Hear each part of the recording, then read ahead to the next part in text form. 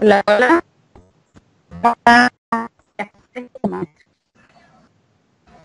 Todo bien, ¿verdad? ¿Aló? Sí, yo te escucho, no sé los Sí, demás. ¿verdad? Sí, sí se le escucha. Ok.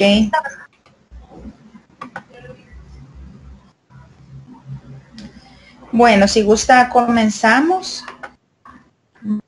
Vamos a nos quedamos. Creo que ahorita corresponde, vamos a comenzar el slide número 23.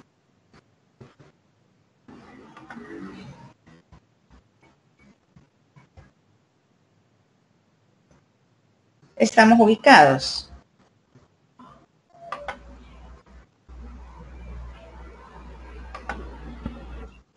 Ok.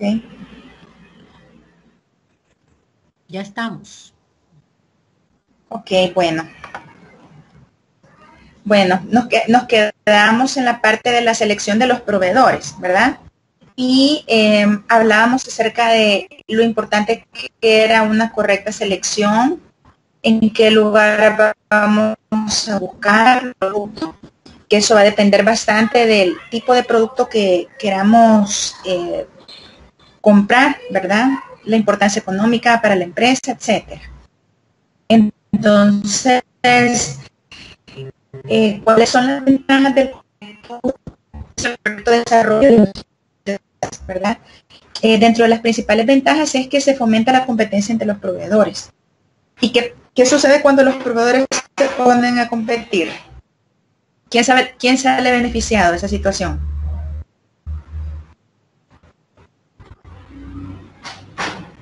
A ver, respuestas o opiniones. El comprador. ¿Por qué? Que puede acceder a precios más bajos. Es correcto. Nos pueden mejorar incluso las condiciones de entrega, ¿verdad?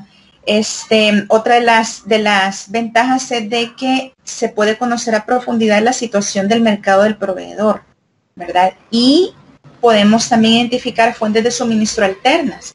Y eso es bien importante porque a lo mejor no se los vamos a comprar en ese momento, ¿verdad? Pero es bueno tener ahí un plan B si el proveedor principal nos falla. Y aquí se dice algo bien importante en el último punto, dice eviten depender de un proveedor único. Cuando es un monopolio, es una situación bien difícil, ¿verdad? Pero a veces es puede que sea un monopolio a nivel nacional, pero no así, digamos, a nivel de otros países, ¿verdad? Entonces es bueno hacer esa investigación de saber, ok, me va a fallar este proveedor, pero ¿qué otros planes alternativos tengo para no afectar mi suministro? Vamos a la siguiente slide, el análisis de los precios. ¿Por qué es importante hacer un análisis de precios en las ofertas? ¿Por qué creen ustedes que es importante?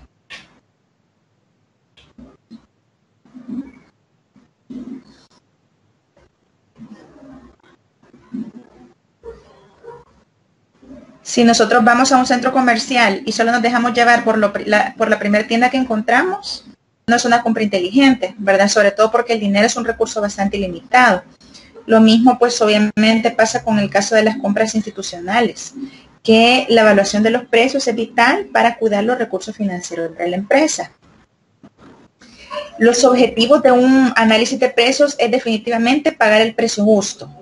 No es en ningún momento el precio más barato, no debería ser ese el objetivo, sino que el precio justo o el precio razonable. Otro de los objetivos es conocer la influencia que se tiene en el mercado y obviamente no llegar a pagar más que los competidores. Comparar las ofertas, bueno, dentro de las herramientas que hay para la evaluación de los precios es comparar las ofertas, estimar la estructura de costos, comparar con precios históricos y el uso de índices de precios de los commodities. Esta parte es bastante interesante. ¿Hola? Creo que alguien tiene el micrófono activado, ¿verdad?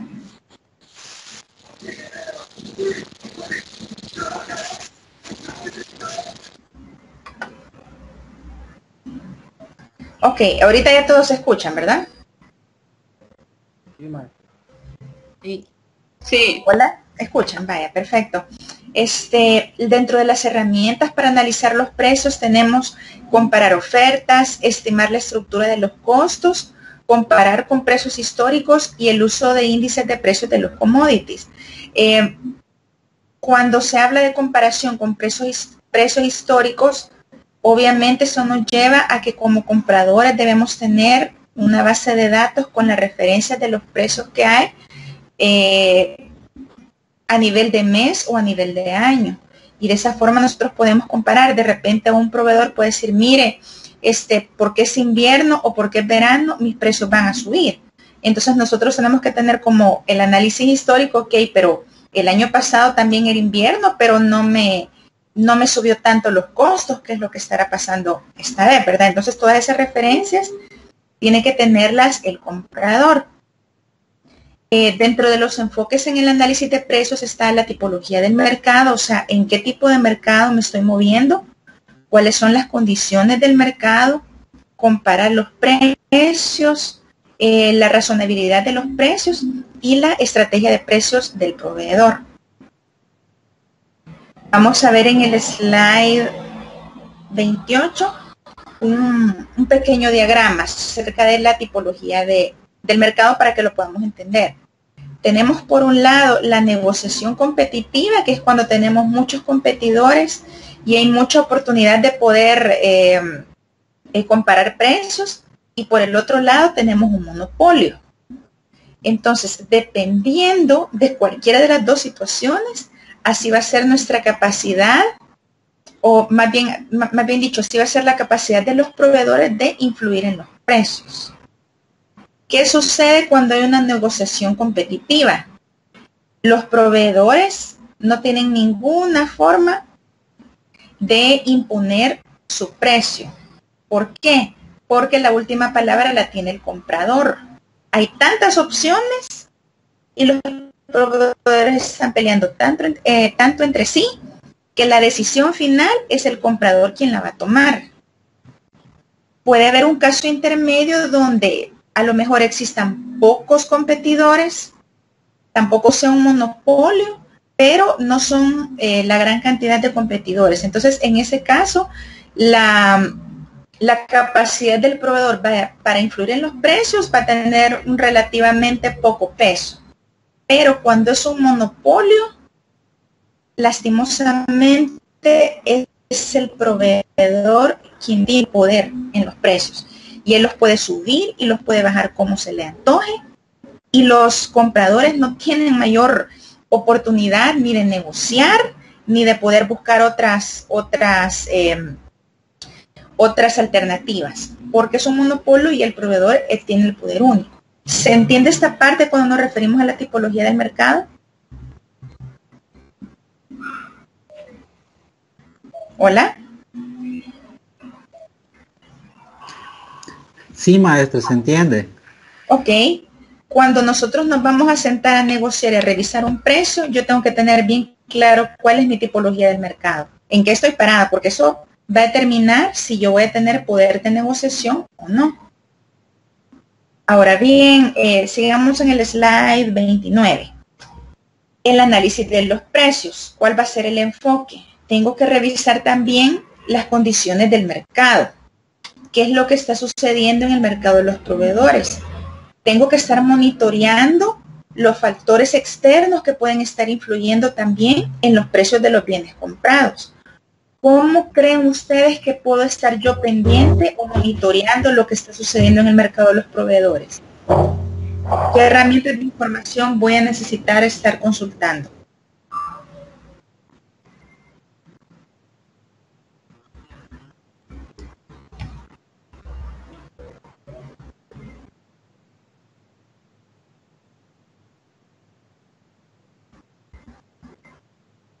¿Opiniones?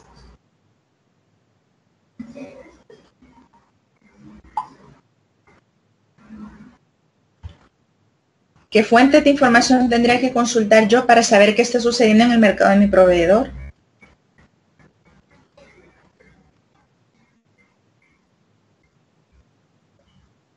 Hola. Se me ocurre, buenas noches, se me ocurre que podría, si usted tiene contacto con los proveedores de sus proveedores, eso sería una fuente de información. ¿Es correcto? ¿Qué más? Fíjense o sea, obviamente este análisis de la condición de mi proveedor, me voy a tomar el tiempo y la molestia de hacerlo con el tipo de producto que represente una gran cantidad económica de compra, ¿verdad? Y que sé que la interrupción de ese suministro va a causarme serios problemas en el funcionamiento de la empresa, ¿verdad? En el caso de una materia prima importante. En nuestro caso, por ejemplo, voy a hablar de manufactura, que se trabaja la parte de confección de prendas y mi materia prima principal es la tela. Entonces, un comprador o el departamento de compras que sabe que la tela le va a impactar profundamente su suministro y también va a representar una gran desbalance económico, si eso llega a subir demasiado el precio, está revisando cómo está el mercado del algodón, ¿verdad? Entonces, por ejemplo, cuando hay invierno, cuando se pierde la cosecha del algodón o hay ciertos problemas con el importador, todas esas noticias, el comprador principal tiene que tener esa estrategia de decir, ok, vamos a ver cómo se comporta el mercado del algodón para ver cómo va a impactar eso directamente en mi precio. ¿Va a tener desabastecimiento mi proveedor o no lo va a tener? Como tengo identificada que eso va a ser un problema que me va a impactar directamente, es mi deber estar monitoreando esa información. Hay revistas especializadas sobre el tema, ¿verdad? Revistas sobre una industria en específico, las noticias en internet, los periódicos, ¿verdad? Que yo les he insistido bastante a ustedes que como profesionales tenemos que estar consultando esas fuentes de información, ¿verdad? Y eso puede ser la diferencia entre la vida o la muerte del suministro de una empresa. Vamos a ir al slide 30. ¿Cómo voy a evaluar los precios? ¿Cómo voy a saber si el precio que me están dando es razonable? Hay muchas técnicas. Por ejemplo, el modelo de costeo para análisis de precios es a través del costo de los materiales directos. Puedo hacerme una idea a través de una labor de investigación cuáles son los materiales integrados al producto. O sea, sacar un estimado de los costos en los que incurre el proveedor en la materia prima.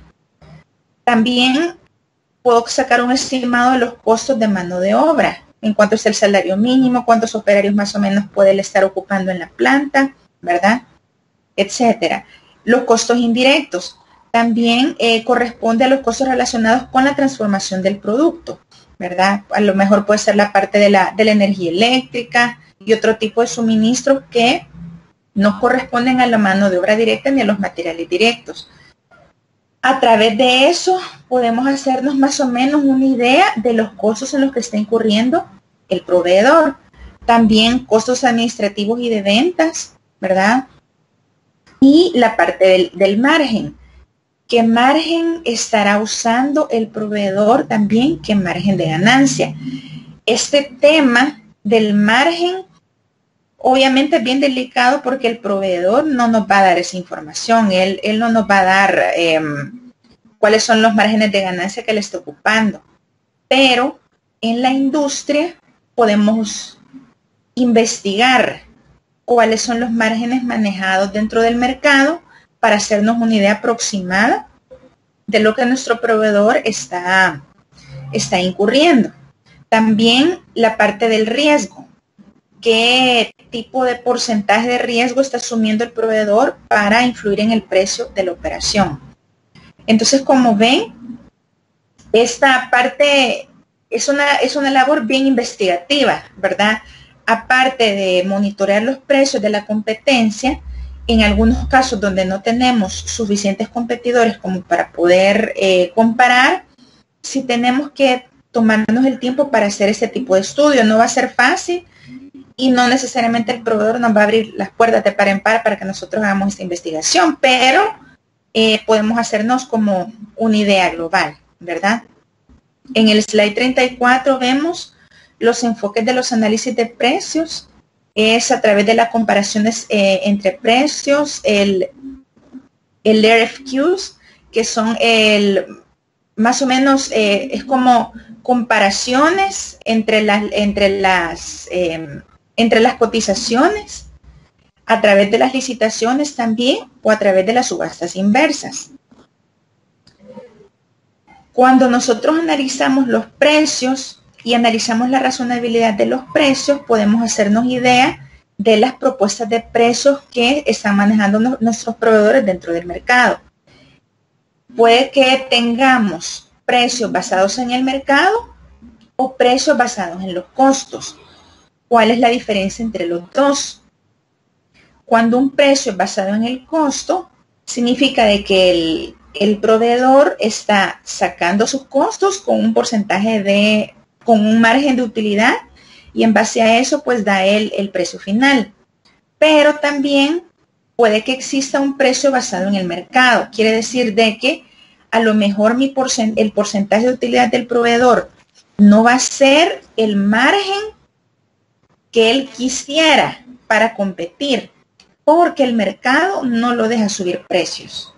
Entonces, cuando estamos en un mercado abierto y de tanta competencia, los proveedores tienen que basarse en el precio que hay promedio en el mercado, y entonces mejor ellos se preocupan por bajar sus costos internamente para que los competidores no los saquen del juego, ¿verdad? Entonces, también es interesante cuando nosotros entendemos qué tipo de enfoque está manejando mi proveedor, si él se está basando en los precios del mercado o nada más en sus costos. Vamos al slide 36. No sé si hay alguna pregunta hasta ahorita.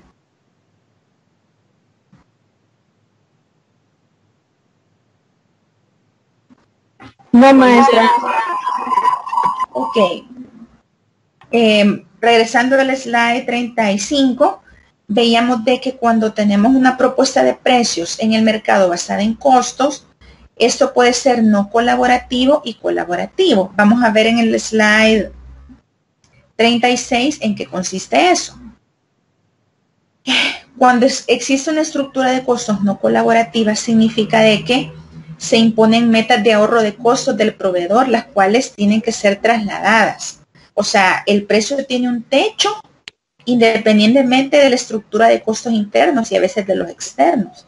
Entonces, no dejan al proveedor jugar con mayor margen porque existe competencia. Entonces, ellos tienen como que presionarse internamente para no subir su precio, ¿verdad? Ahora, ¿qué sucede en una estructura de costos colaborativa? Se identifican cuáles son los factores que influencian los costos y hay negociación. Entonces vienen y ellos comienzan como a negociar. Ok, ya subió el precio de tal componente o de tal material, entonces yo voy a poder dar mi precio final un poco más caro. Ellos ya tienen un poco más de poder como para negociar esa parte de los precios. Pero como yo les decía, este margen de negociación o de poder que pueda tener el proveedor va a depender completamente de la tipología del mercado. Si es monopolio, si es proveedor único, o si son pocos los competidores, o si son muchos los competidores los que se encuentran, ¿verdad? Los siguientes slides hablan un poco acerca de los métodos de fijación de precios que utilizan los proveedores. No voy a ahondar mucho en esto, ¿verdad? Porque a mí realmente lo que me interesa, o digamos la síntesis de esto que les estoy explicando es: investiguemos, leamos y analicemos a nuestro proveedor. ¿En qué estamos parados con respecto a él, verdad? Y para eso puede ser pues la diferencia entre una gestión de compras exitosa o no exitosa. Quiero que nos vayamos al slide número 40 porque habla acerca de la negociación. Y esta es una parte súper importante. ¿Por qué creen ustedes que es tan importante la negociación?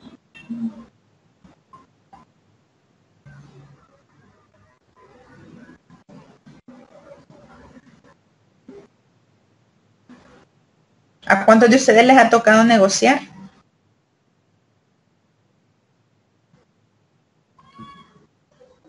Hola. Porque es necesario llegar a un acuerdo. Es correcto, dijo la palabra correcta. O sea, toda la labor investigativa y toda la parte de las estrategias que nosotros nos pudimos haber planteado anteriormente se plasman aquí. O sea, a través de la negociación es que nosotros podemos materializar y saber, ok, ¿tiene éxito mi gestión de compras o no? La negociación es como que el punto clave, la cereza en el pastel, para realmente darme cuenta del éxito o fracaso de mi labor. Entonces, la negociación es un proceso de toma de decisiones en el que dos o más partes se comunican e intercambian ideas, argumentos y ofertas con la intención de satisfacer ambas necesidades y alcanzar sus objetivos. O sea, una negociación, aquí está hablando de dos partes. Ambas partes tienen que satisfacer sus objetivos. No tiene que ser solamente una. Es un acuerdo. Por eso es tan difícil de alcanzar, ¿verdad? Dice el siguiente slide, el 41, que el proceso de la negociación implica también educar e informarse entre las partes, cambiando las relaciones y posiblemente realizando concesiones para alcanzar acuerdos. Para poder negociar se necesita una actitud de mucha cooperación, mucha receptividad de parte de las partes involucradas y también tiene que haber disposición de las dos partes para poder lograr un acuerdo. En el slide 43 vamos a ver algunos términos o algunos conceptos clave. Dice, posición es la expresión de una demanda o es un requerimiento. El interés es el deseo o preocupación que motiva a las personas para actuar ante una situación. El objetivo permite cuantificar el grado de satisfacción del interés. Ahora bien, en el slide 44 se nos dice algo súper importante. Dice que la negociación debe estar centrada en intereses y en objetivos, no en posiciones. ¿Por qué? Porque una posición dice que es la expresión de una demanda o de un requerimiento. No es igual que tener un interés o un objetivo. Esa es la parte que tenemos que tener mucho cuidado. ¿Por qué? Porque eso implica que vamos a separar a las personas del problema. Cuando nosotros negociamos a base de posiciones, permitimos que sea la persona o las emociones de la persona lo que tomen el control del diálogo. Entonces me pierdo del objetivo y del interés que yo tengo, y si la otra persona reacciona de la forma en que yo no me espero, eso influye, lo cual no debemos permitir. Siempre tenemos que tener en mente cuáles son los objetivos y los intereses de esta negociación, ¿verdad? Obviamente, los criterios y los objetivos que nos vamos a establecer tienen que ser racionales. ¿Por qué? Porque es ambas partes quienes se van a ver afectadas. Y eso implica crear opciones de mutuo beneficio. Ahora bien, algunas herramientas para poder solucionar los conflictos, estamos hablando de conciliación, arbitraje, facilitación, mediación. Son algunas herramientas como para poder hacerle frente a una situación donde no es tan fácil la parte de la negociación. ¿Tienen alguna duda sobre estos términos?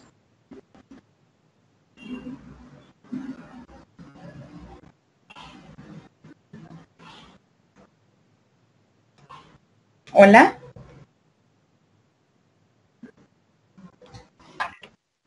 La facilitación máster, ¿en qué consiste?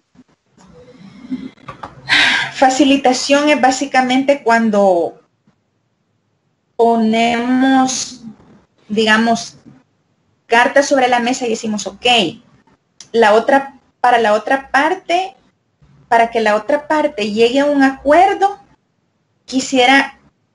la otra parte me pide cierta concesión que a mí no me cuesta dársela. Y con eso yo voy a lograr que la otra parte acepte los términos de mi negociación. No sé si me entiende. Por ejemplo, estamos con un proveedor negociando un precio difícil, por ejemplo, y yo le pongo como condición, ok, pero yo necesito que me dé un servicio postventa que se termine hasta las 9 de la noche. O sea, yo necesito que me esté contestando las llamadas, incluso a altas horas, porque para mí es bien importante que usted me dé ese servicio. Y entonces viene el proveedor y dice, ok, sí, no hay problema, puedo poner una persona exclusivamente para que lo atienda. O sea, no representa quizás mayor pérdida o mayor recurso, o sí sabe que tiene que poner un recurso, pero con tal de que se cierre el negocio, estoy dispuesto como a ceder. Entonces le voy a facilitar esas herramientas a mi comprador con tal de que lleguemos a un acuerdo. Gracias, máster. Ok. Vale. Las partes de la negociación o algunos componentes de la negociación. Tenemos el tiempo, las 5 fuerzas de poder de Porter, la información, la autoridad y las metas y los objetivos de las partes. Son como los componentes principales que tienen las negociaciones. Nos vamos a detener un poquito en esto, en la parte del tiempo. Tenemos que tener bien claro cuánto tiempo o cuál es el tiempo razonable que debería tomar una negociación. Por ejemplo, para los compañeros que trabajan en el gobierno, ¿cuánto tiempo tarda la toma de decisiones del equipo multidisciplinario que se encarga de evaluar una oferta?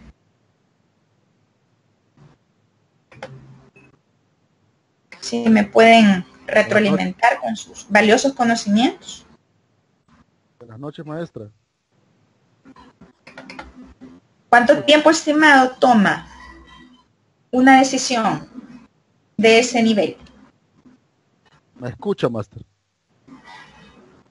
¿Perdón? ¿Me escucha? ¿Me escuchan? Buenas Hola. noches. Sí, le escuchamos. Sí. Ok. Sí, sí, William, se te escucha, dale. Ah, ok, bueno, gracias. Bueno, buenas noches, le saluda William. Un Fíjese poquito que- más fuerte, please. Más fuerte. Bueno, buenas noches. Buenas noches. Bueno, la idea es de que cuando yo he participado en diferentes evaluaciones de ofertas para proyectos de gran envergadura, como la Diego de Holguín, por ejemplo, que teníamos que hacerlo en tiempo récord, porque el plazo se estaba terminando, eso lo hicimos en una semana.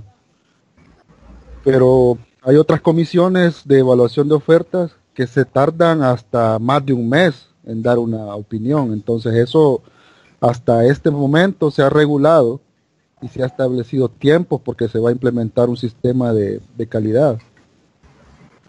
Pero es así de variable. Ok.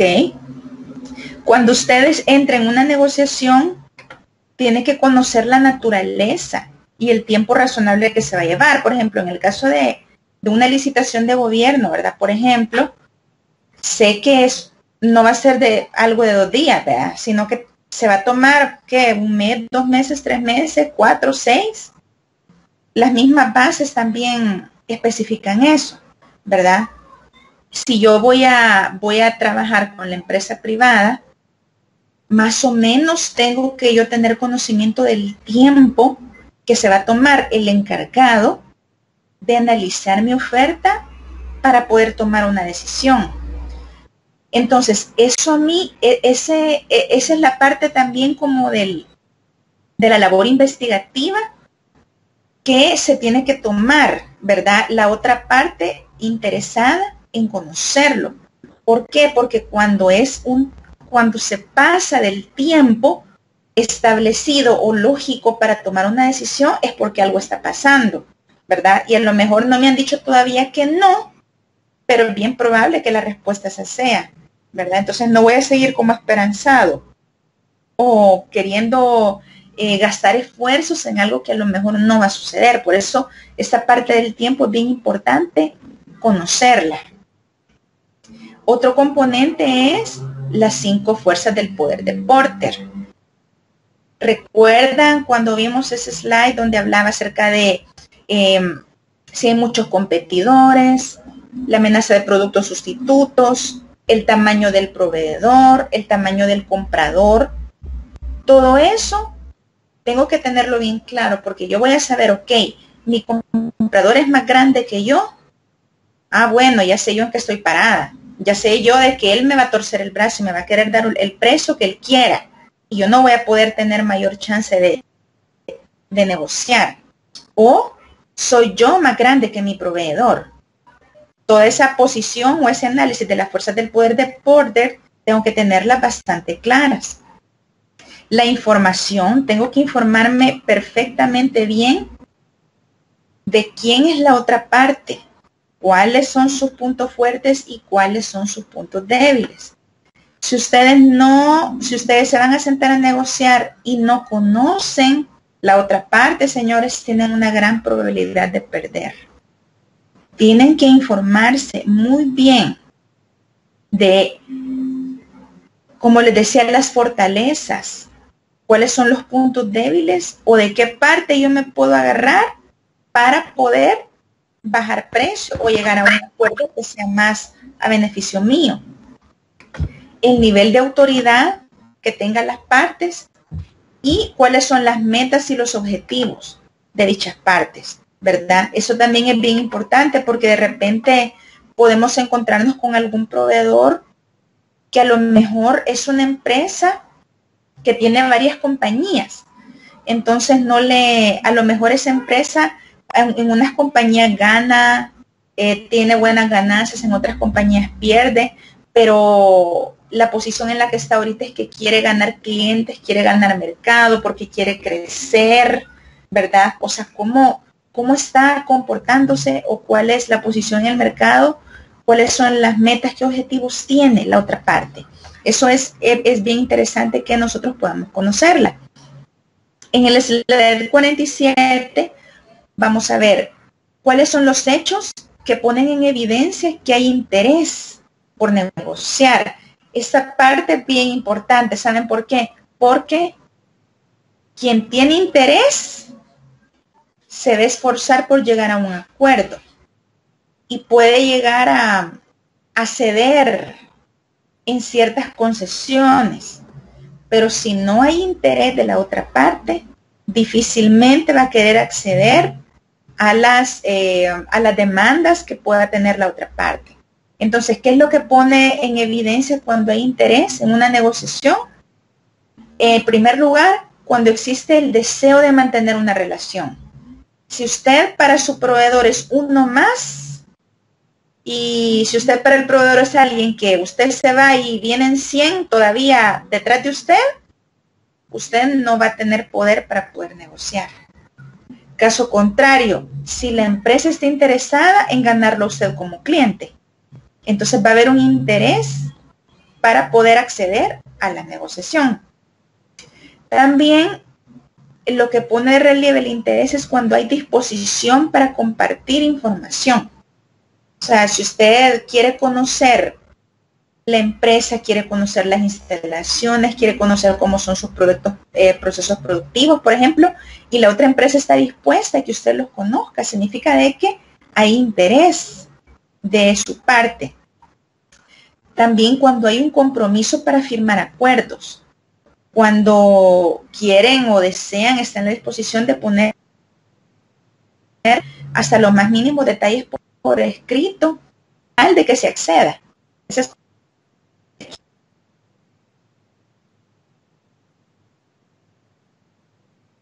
las del árbitro es tan importante, están interesados en realmente cumplir con las partes estipuladas, no solamente porque se está llegando a una firma de papel, sino porque realmente hay interés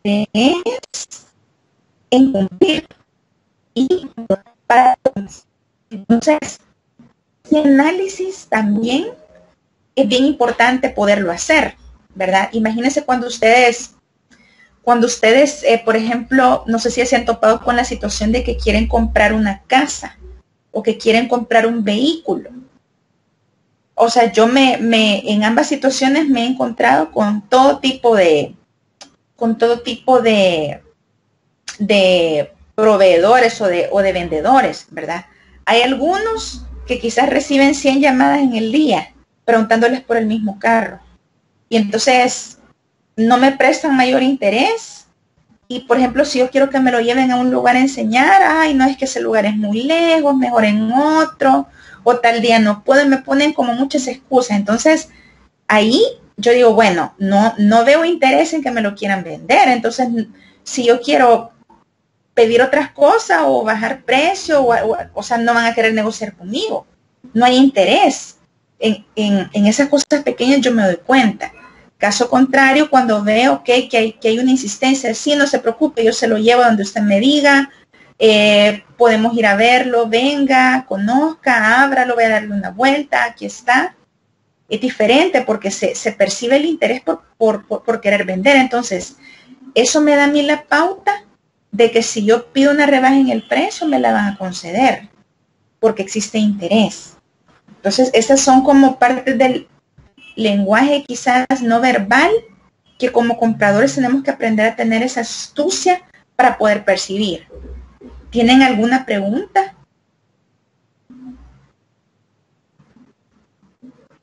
No, máster.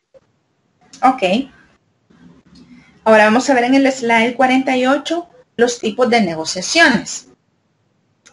Existen las negociaciones multiparte, negociaciones multifase. ¿En qué consisten estas? Las negociaciones multiparte son coaliciones que poseen intereses comunes. En este tipo de negociación, ambos están interesados en poder negociar, ¿verdad? Tenemos también el tipo de negociación distributiva y negociación integrativa. En el caso de las negociaciones distributivas, son llamadas también ganar y perder o de suma cero. En el caso de las negociaciones distributivas, se caracteriza porque una de las partes busca obtener los mayores beneficios de la relación, aún a costa de la segunda parte. O sea, es el típico caso de un monopolio, o en el caso de que un comprador sea más grande que el vendedor o viceversa. O sea, una parte desea ganar a toda costa y tener el mayor porcentaje de ganancias sin importarle que la otra parte vaya a quedar con problemas financieros, ¿verdad? Y quiera hacer uso de todo su poder para torcerle el brazo a la otra parte. Es en el caso de las negociaciones distributivas. Entonces, ¿qué sucede cuando es ese tipo de negociación? Estas son típicas en el enfoque de Porter, como les decía, donde el más grande es el que domina al más pequeño. Y en este caso no se cuenta con interés por mantener la relación. O sea, estas son mis condiciones y si te interesa, cerramos tratos. Si no, son uno más para mí, no me importa. Entonces, ese es el caso de las negociaciones distributivas. Ahora bien, yo creo que como en nuestro diario vivir o en la realidad salvadoreña, podemos ver muchos casos de negociaciones de este tipo, ¿no? Cuando existe un proveedor o un comprador que tiene muchísimo poder económico, impone sus condiciones a toda costa y que al otro no le queda más que aceptarla, aún aunque sus márgenes se vean comprometidos. ¿Conocen ustedes empresas así.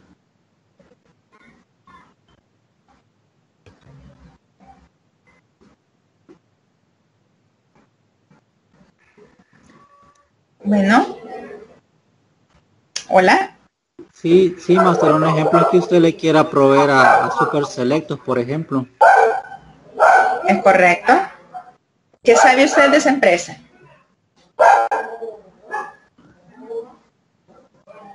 Cuéntenme.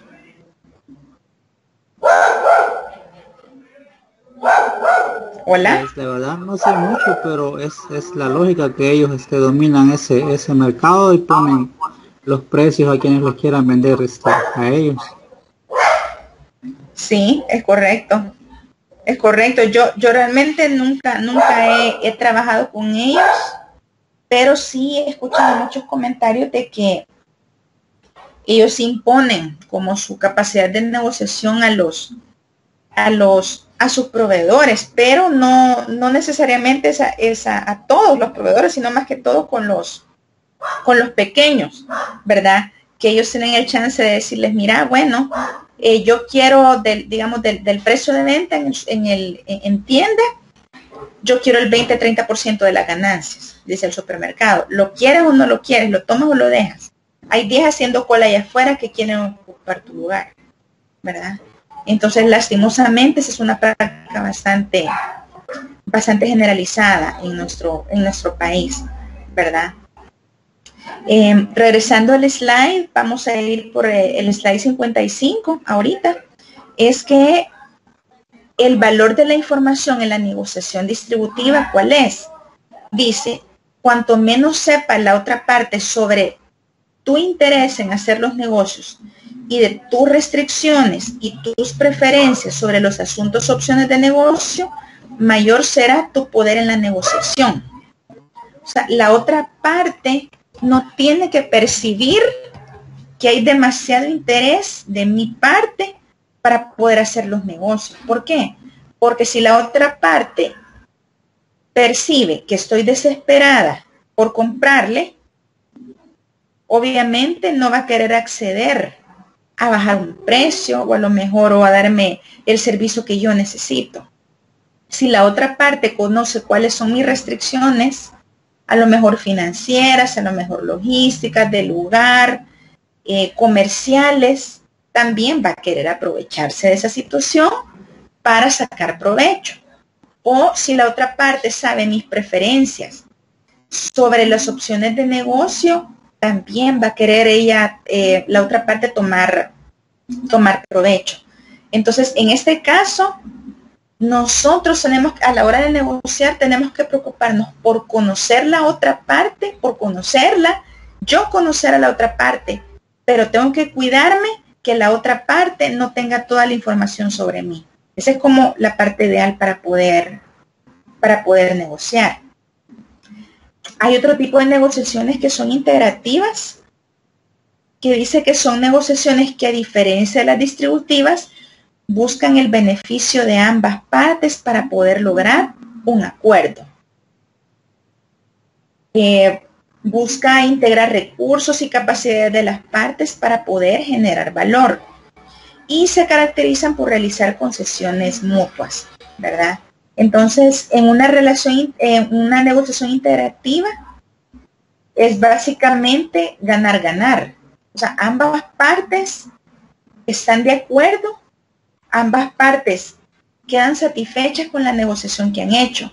No piensa uno que el otro se ha aprovechado de él o que le quiere torcer el brazo, ¿verdad? Entonces, esta es una negociación integrativa a la larga, es más a largo plazo que el otro tipo de negociación distributiva. ¿Por qué? Porque en una negociación distributiva, al tener otra opción o al aparecer otro suplidor, yo inmediatamente me voy a querer cambiar. ¿Por qué? Porque no voy a querer que me tengan sometido como me tienen. En cambio, cuando hay una negociación integrativa, se establece una relación más a largo plazo, porque hay lealtad y hay mucha cooperación de parte de las dos partes para poder continuar dentro del negocio. Ahora bien, En una negociación requiere mucha planificación. O sea, aún en esta etapa, la logística es súper importante. ¿Por qué? Porque tengo que establecerme mis metas y objetivos. Tengo que reunir la información que impacte lo suficiente en el resultado de la negociación. Tengo que evaluar la posición de poder de cada parte, determinar los puntos de interés común. O sea, yo quiero esto y la otra parte quiere otro, pero los dos debemos tener un punto en común y tengo que saber cuál es el punto en común.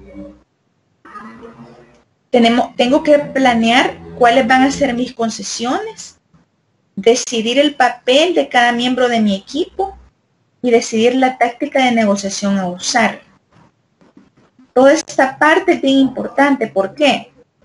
Cuando un vendedor se va a sentar con un comprador, tiene que tener bien claro, ok, ¿qué quiero? Quiero ganar el negocio porque a lo mejor esta compra o si gano este cliente le va a dar prestigio a mi empresa. Entonces aquí mi meta no va a ser tanto económica, sino que quiero ganar al cliente porque esa va a ser parte de una cartera que me va a ayudar a abrirme paso con otros negocios. Entonces yo ahí tengo una meta, tengo un objetivo y estoy clara que puedo ceder a lo mejor en el precio porque me interesa ganarme al cliente, ¿verdad? O a lo mejor no es ese mi interés.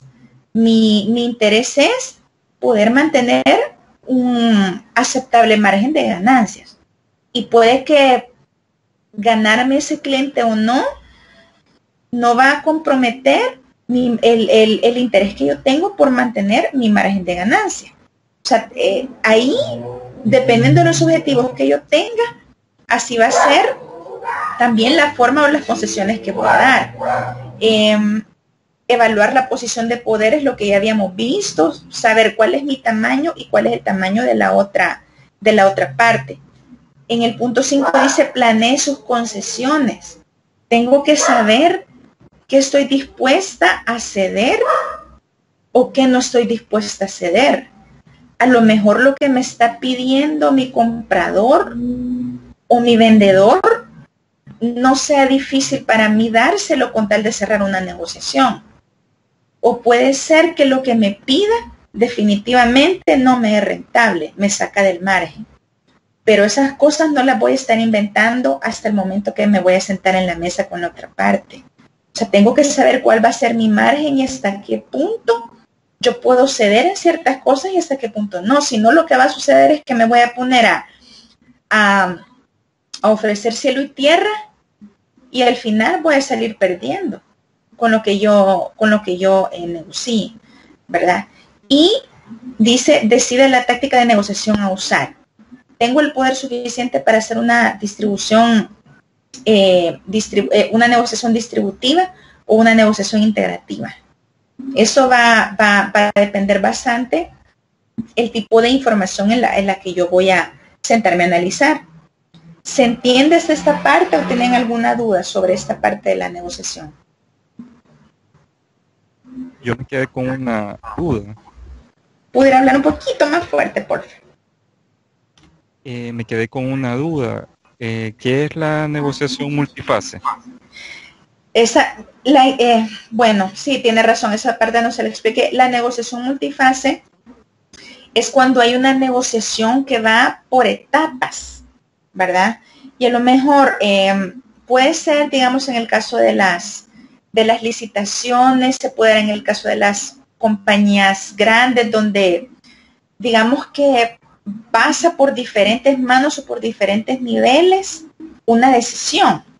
Entonces de repente, ok, la acepta la parte técnica, luego tiene que pasar a la parte financiera, luego la parte gerencial, etcétera, etcétera. Entonces, cuando son así, multifase, con cada miembro o con cada persona que tome la decisión para pasar al siguiente nivel, voy a ocupar estrategias diferentes.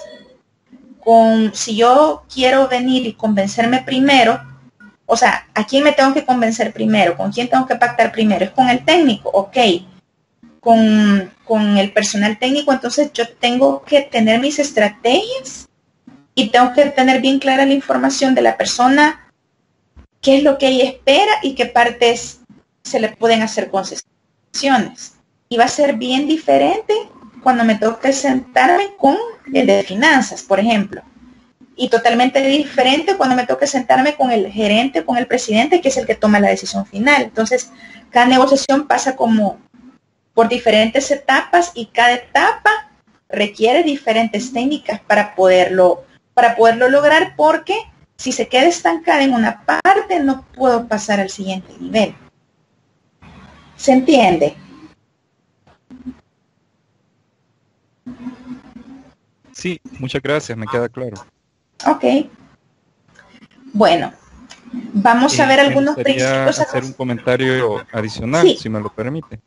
Sí. Que estaba viendo, planeando las negociaciones, estos 7 puntos, y me recuerda un programa de televisión que se llama Tanque de Tiburones. Ah, sí. Y entonces, bueno, se me vino a la mente porque ahí llegan justamente a hacer una negociación. O sea, no es exactamente, digamos, en el ámbito que lo estamos viendo, pero en realidad es una negociación, porque ellos lo que quieren es impulsar su negocio. Es correcto. Es correcto.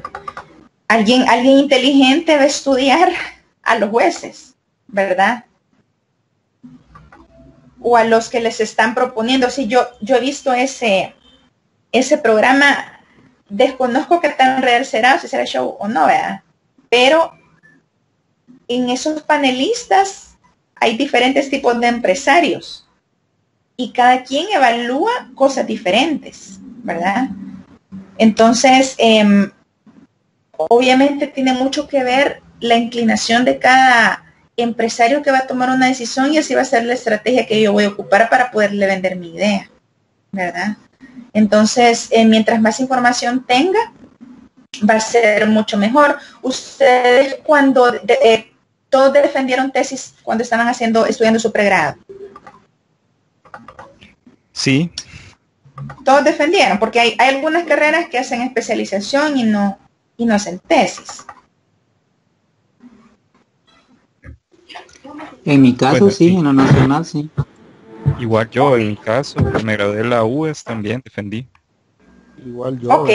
Todos ¿Cómo se enfrentaron ustedes a ese? También yo defendí. Ok, los felicito, somos de la vieja escuela, porque hoy los nuevos estudiantes, bueno, la mayoría de los que yo les pregunto a la cipotada se van por la especialización, o sea, nadie, ya esa parte de una defensa de tesis está quedando ya solamente entre la gente robusta como nosotros. Ok, pregunta, ¿cómo ustedes se enfrentaron a los jurados? Supongo yo que al igual que en mi caso, tuvieron un equipo multidisciplinario como jurado. No eran todos profesionales a lo mejor o especialistas en la misma área, sino que habían de diferentes especializaciones. ¿Cómo estudiaron ustedes ese jurado?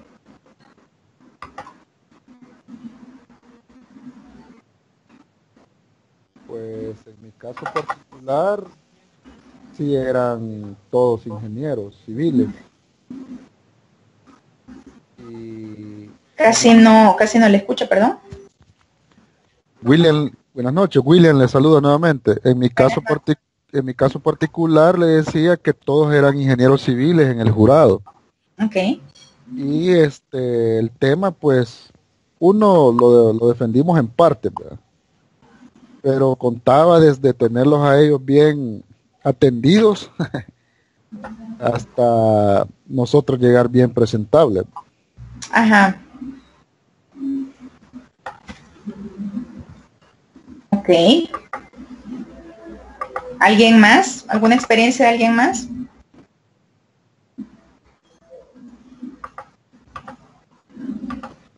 Ahí, yo he tenido, bueno, cuando yo defendí mi tesis, yo me gradué de mercado y publicidad, entonces yo tenía como jurado a una especialista en publicidad, tenía al otro especialista en mercadeo, tenía al otro especialista en finanzas.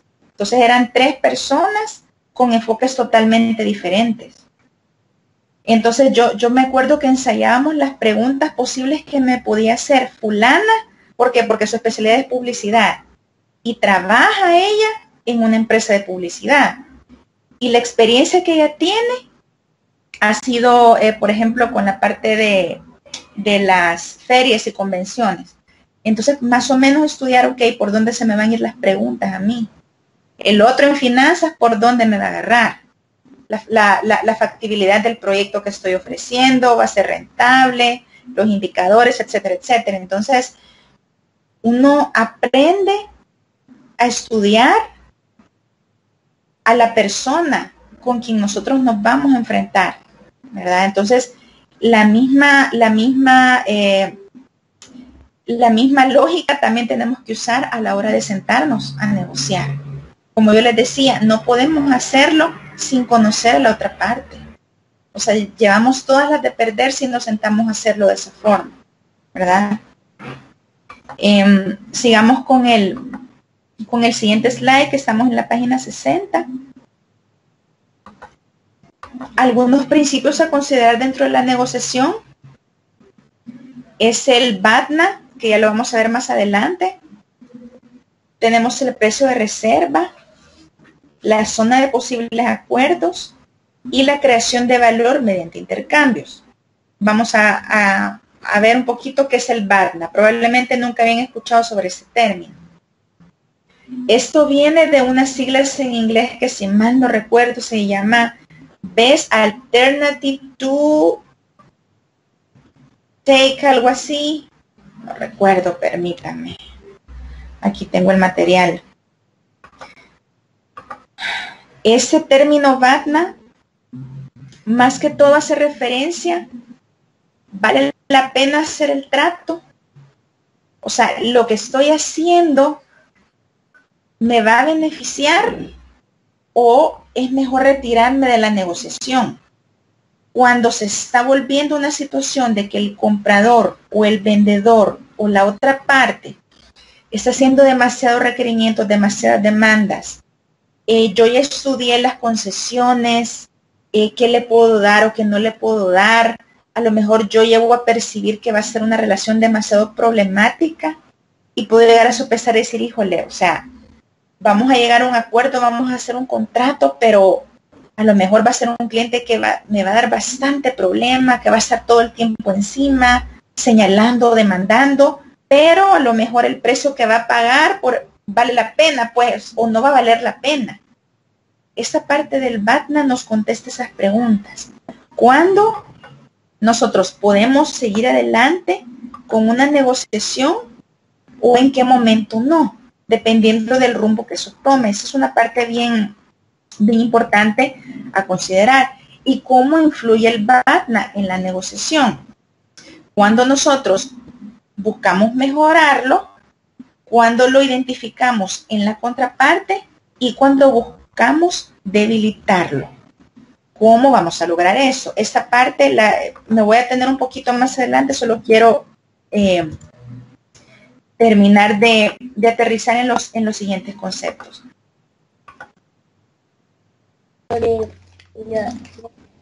¿Perdón?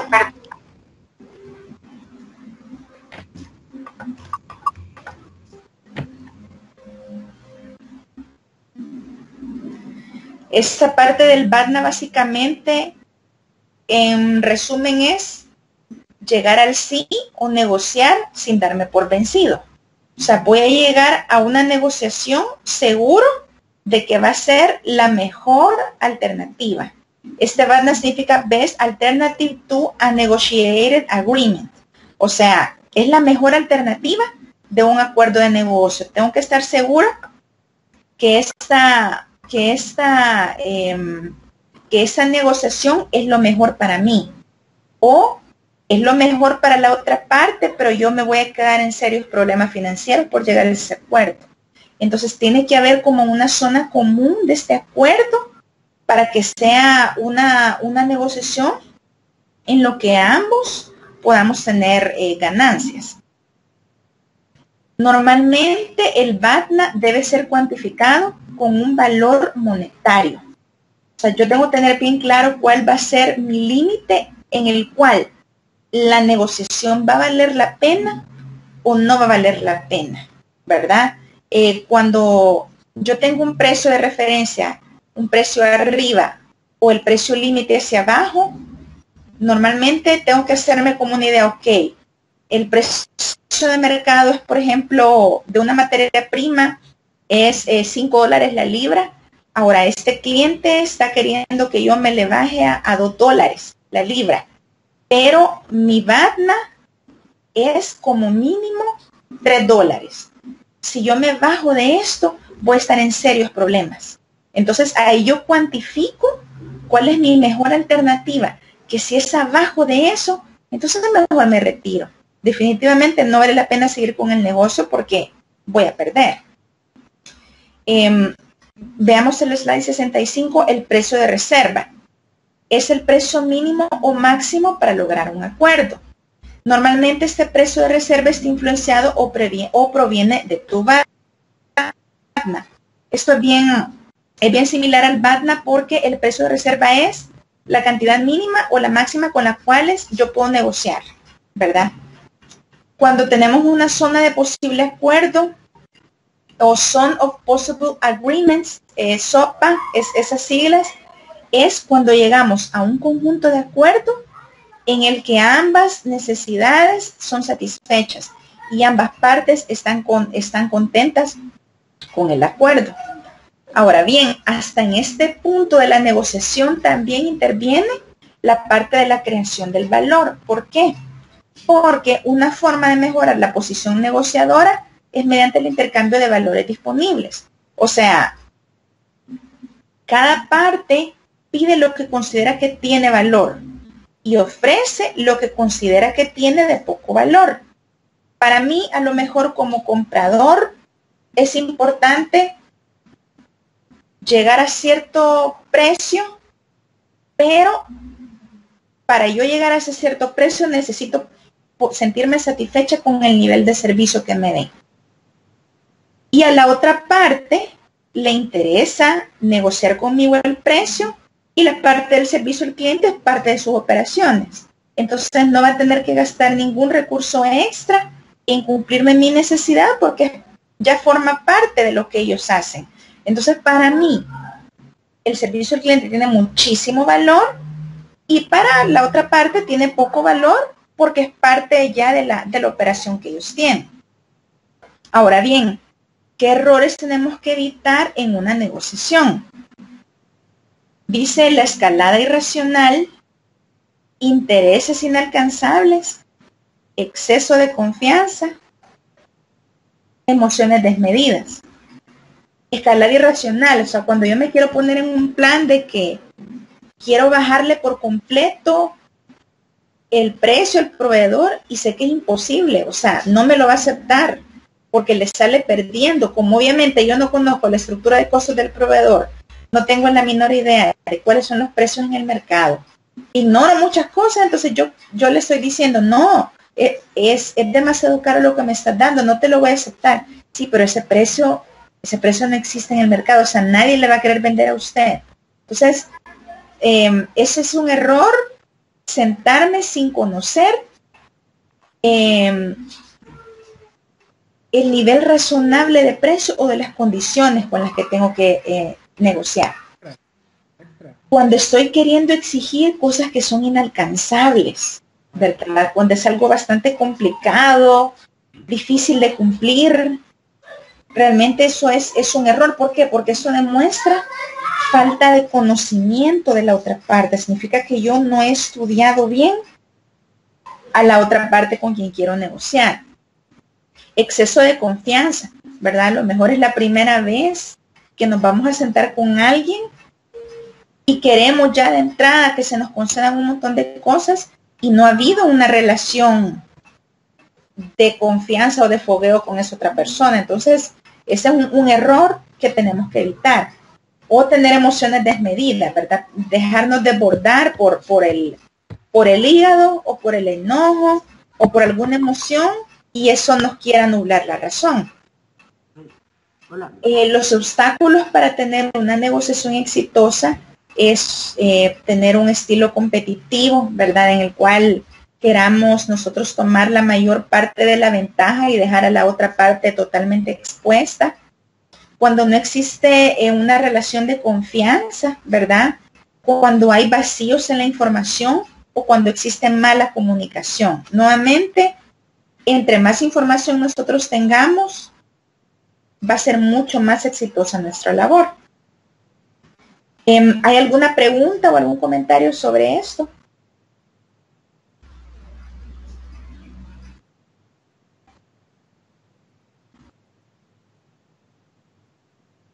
Hola. No, maestra. No, no hay. Ok. Vamos en el slide 70. ¿Cuáles son algunos, los estilos de la negociación? Tenemos varios estilos de negociación. Está el estilo competitivo, el colaborativo, el indiferente, el acomodado y el comprometedor que está en medio. ¿Cuáles son las características de un estilo competitivo? Es el típico que solo quiere satisfacer sus propias necesidades, que no le importa la otra parte. O sea, quiere meterse por la fuerza, imponer el poder que él tiene. Puede ser extremadamente agresivo, incluso parecer psicótico, ¿verdad?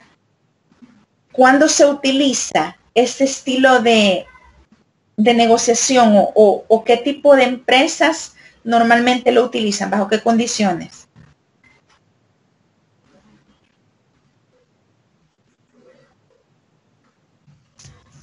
Para las tarjetas de crédito, por ejemplo. Ajá, ¿por qué? Porque para que uno acepte la tarjeta de crédito, le ofrecen infinidad de cosas e incluso hasta hacen comparaciones con la competencia, porque le preguntan que qué tipo de tarjeta tiene uno y uno les dice y que cuáles son los beneficios que uno tiene, y ellos empiezan como a tratar de menospreciar esos beneficios o diciendo de que ellos tienen mejores ofertas o mejores beneficios, y a veces hasta caen en el desprestigio de la competencia, en el sentido que le pueden decir, mire, pero esa tasa no se la van a mantener fija, le va a variar en el tiempo, así es ese banco, etcétera. Uh-huh. Ok, ese es un estilo bastante como agresivo, desleal, ¿verdad? Aunque tiene la gran desventaja de ser así, es de que hay un interés de la otra parte por venderle el producto a usted, pero usted no necesariamente está interesado en adquirir las tarjetas, ¿verdad? Entonces, en este caso, tienden a ellos como a cerrarse puertas, porque a uno le termina cayéndole de una forma no tan agradable que ellos se pongan como en esa posición de esa agresividad, ¿verdad?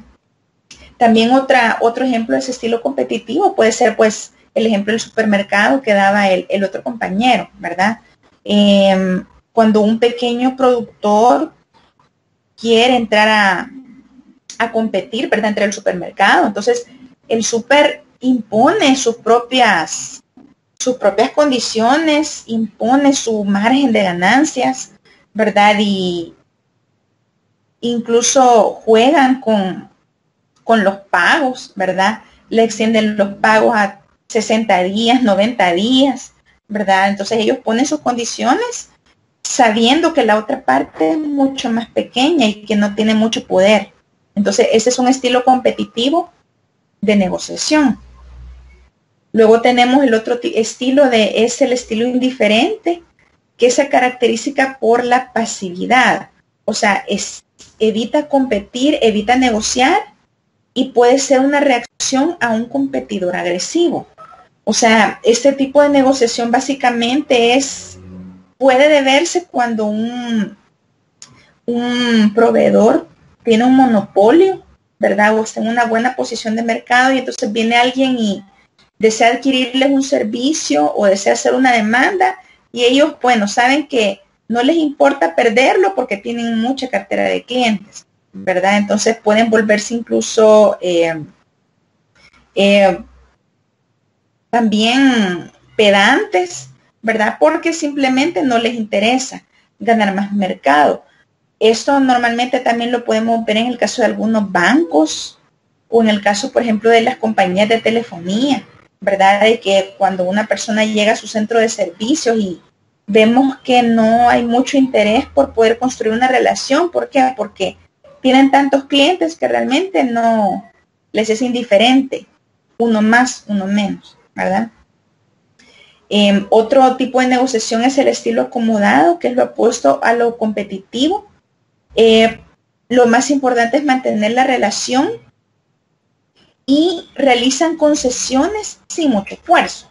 Quiere decir de que su tamaño es lo suficientemente grande como para poder conceder ciertas cosas que el cliente pide porque le interesa mantener la relación y a lo mejor en ciertas condiciones puede llegar a perder, pero sus objetivos son mantener una cartera de clientes y a lo mejor por eso no quiere como entrar tanto en conflicto, quiere llevar como la fiesta en paz con la otra parte. Entonces ese es un estilo acomodado. Y luego tenemos el estilo colaborativo, que este estilo pues busca crear valor en ambas partes, busca crear una satisfacción, realiza cambios cuando ese caso lo amerita y realiza una considerable inversión de tiempo para negociar y está dispuesto a compartir información. Tenemos el estilo comprometedor, que busca disminuir las ganancias de la contraparte a pesar del interés en un trato.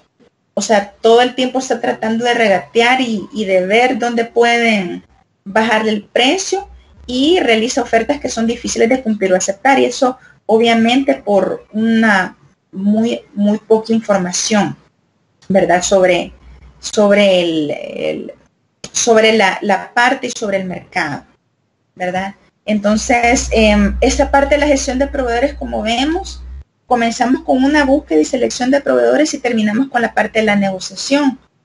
Cada una de las etapas requiere una planeación, requiere llenarme de mucha información, la logística, los componentes de la logística, el qué, cuándo, cómo, cuánto, en qué momento, a qué costo.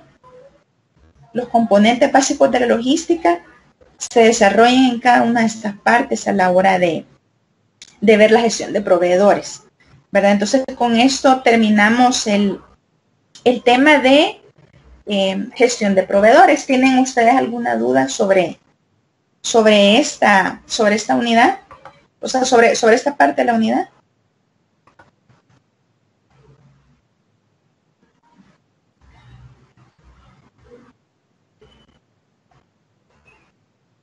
Hola.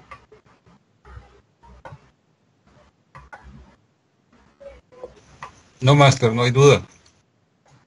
Ok, tengo un caso que se los voy a colgar más noche en la plataforma para que me lo puedan entregar a más tardar el viernes, ¿verdad? Es el caso de se llama negociaciones con poder desigual, para que le echen una leidita y puedan analizarme, o sea, qué tipo de negociación percibieron ustedes en este caso, si percibieron que era alguna negociación integrativa, distributiva, vieron si hubo alguna creación de valor en alguna de las partes, cuáles fueron los objetivos que cambiaron a medida de que se iba dando la negociación.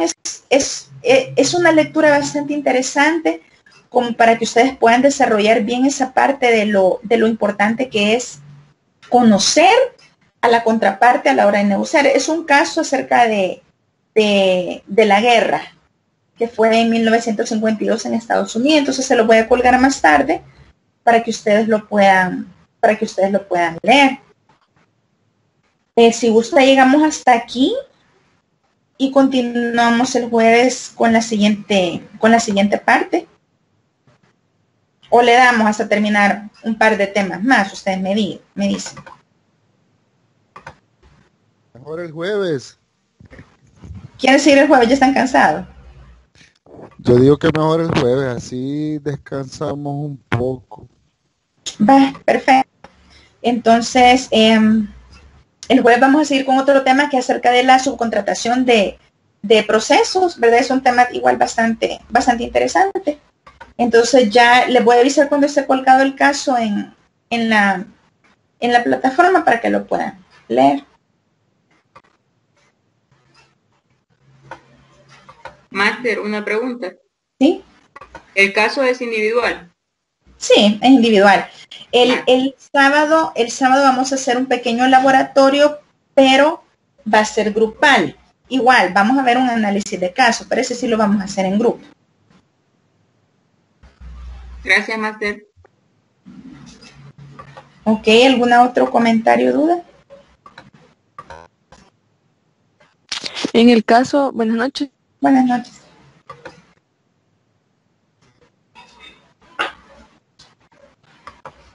Hola.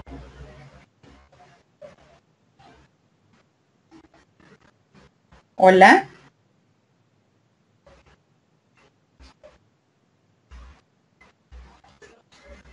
¿Aló?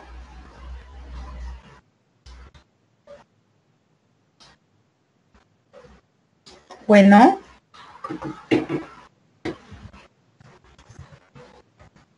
Quizás ya se desconectaron varios, maestra. Ah, ok. Una consulta, el material que se evaluaría el sábado en el laboratorio grupal, ¿cuál sería? ¿Lo que hemos visto hoy, lo que vamos a ver el jueves? Ya le digo, espérenme que por aquí lo tengo.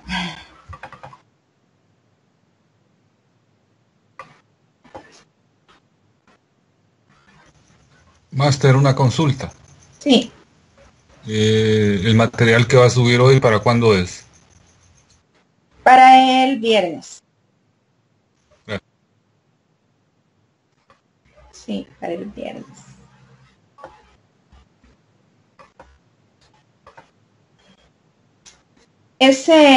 Lo que vamos a ver el sábado es hasta lo que veamos en el jueves, ¿verdad? Hasta ese tema.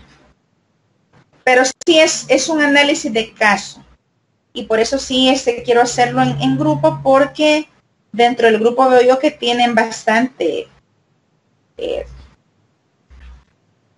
hay unos grupos que son bien diferentes, o sea, el rubro en el que se manejan, entonces va a ser bien interesante las opiniones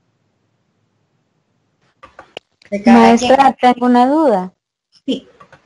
Con respecto al material que nos va a colgar para hacer el análisis de caso, ¿usted va a detallar las preguntas o nosotros haríamos como un análisis completo así, digamos, con nuestras propias palabras de lo de la clase de este día? Son 7 preguntas las que lleva el caso. Ah, ok, está bien, maestra. Gracias. Ahora bien, como consejo, ¿verdad? Lean mucho. Fíjense que a los que si tuvieron oportunidad de comprar la prensa este día, hay algo en la sección de negocios que salió ahora que estaba súper interesante, que yo voy a ver si se los escaneo mañana y se los mando. O sea, lean. Los casos que yo pongo no son casos que están en internet o que son casos de hace 10 años, no, son de cosas actuales. Entonces, si ustedes se dan a la tarea de leer, pues de repente van a encontrar con alguna de esas preguntas que yo les voy a hacer y no les va a sonar tan rebuscado, pues, sino que van a estar familiarizados. Así que lean las secciones de negocios de los periódicos.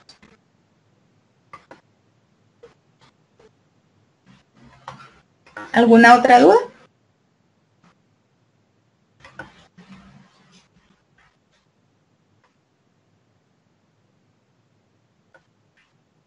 Hola. No, maestra, todo bien, solo ahí esperamos nos mande ahora el caso para entregarlo más tardar el viernes. Gracias. Ok, no es un video para alguien que me pregunta, es una lectura, y es una lectura de 2 páginas, pues. Es bien interesante. Ujú.